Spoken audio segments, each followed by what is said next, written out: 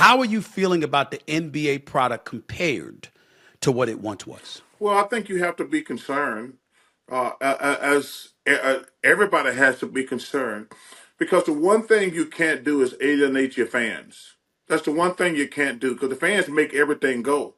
They buy our products, they watch our sport, and once you piss them off, Stephen A., there's going to be some repercussions. you know, Fans gonna be saying, "Wait a minute, this guy's making $50 million a year, and he can rest on some nights. He don't want to play basketball." Like I say, the most games you're gonna play in a week is four. I think most people, like I say, yeah, like I say, I'm pretty sure everybody don't want to go to work all the time. Right. But if you're gonna make 50, $60 million a year and just say, "Hey, you know what? I'm only gonna play 2 out of 3, 3 out of 4." At some point, the fan gonna be saying, "Wait a minute, you're charging me this much for tickets. Why in the world should I care if they don't care?" And I think what's gonna be interesting with this new TV deal when guys start making even more money, and then like you have a guy making 75, 80, 90, God forbid, $100 million a year to play Right. basketball, and the guy says, "I'm gonna rest tonight." At some point, the fans gonna be saying, "Hey, you know what? Yeah, I've had enough. If this dude don't care about me." And that's the one thing concerns me going forward. Man, we're the luckiest dudes in the world to play basketball. We're the luckiest dudes in the world. If you look at sports landscape, nobody get paid better than basketball players. Nobody. Some people would try to bring up baseball, but they're not taking into account the minor Well, league system and no, how you no. got to First go of all, through that before you baseball. ever get to the Oh main. no. First of all, that's total bullshit. Number one, they play 162 games a year. They play 162 Yep. games a year. They play every day. And also, if you look at it, go look at it. How many players are they actually paying? They ain't paying but Yeah. 3 or 4 players.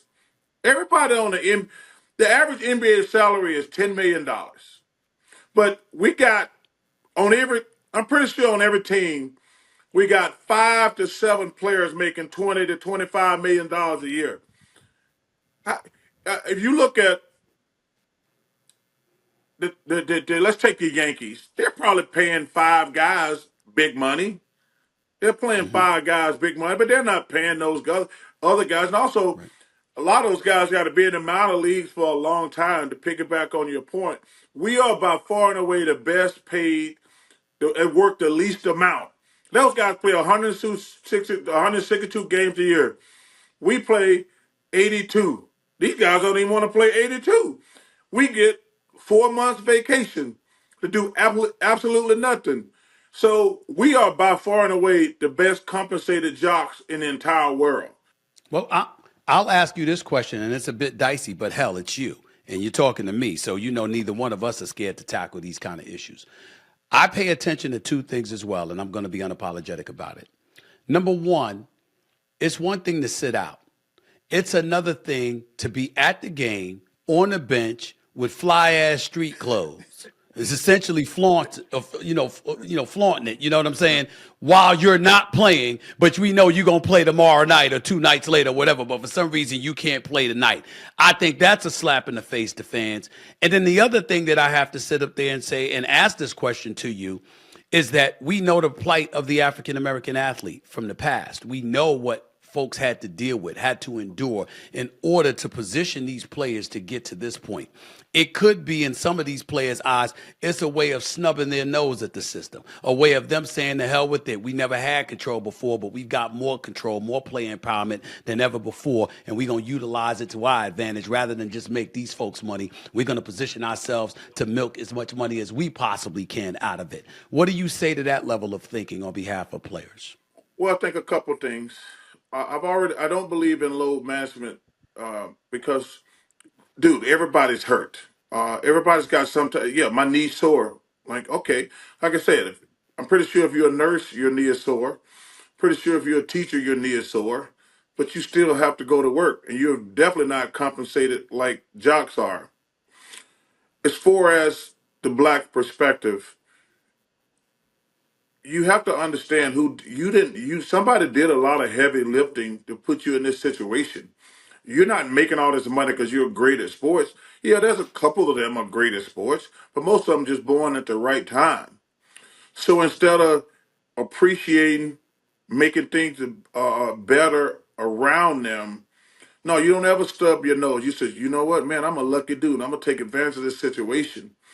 You should give. I always believe you should give a certain amount of money to other people who are less fortunate. I really think that's a big deal because you can give a small amount that means a really big deal to the rest of your, especially in your community.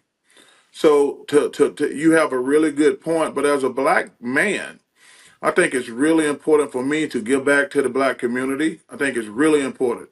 And the one thing I don't want to do, I want allies. I don't want to alienate anybody. That's one of the things I Hmm. use in my speeches all the time.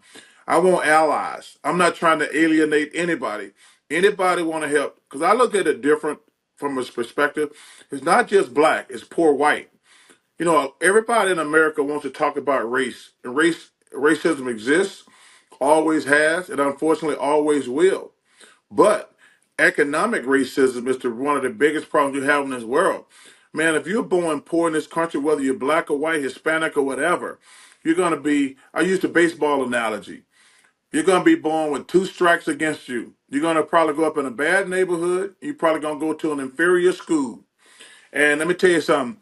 Yeah, there's going to be a couple of brothers get hits on O2, but most of the people, if you put Barry Bonds, who's the best baseball player I ever seen, you put him up there, you put Aaron Judge, you put all those guys up at the plate, and it's 0 for 2. It's not going to be a lot of people getting hits. So I think it's really important when you make a lot of money, especially if you're black, to make sure you reach back in your community and try to bring as many people to you as possible. But to piggyback as far as rubbing people the wrong way, I'm really against that because man, I want anybody who want to help us get better. Anybody who want to help black people or poor white people get better, I'm all in for the help because we need more help. Because Hmm. because number one, we can never catch up, but we can make things better.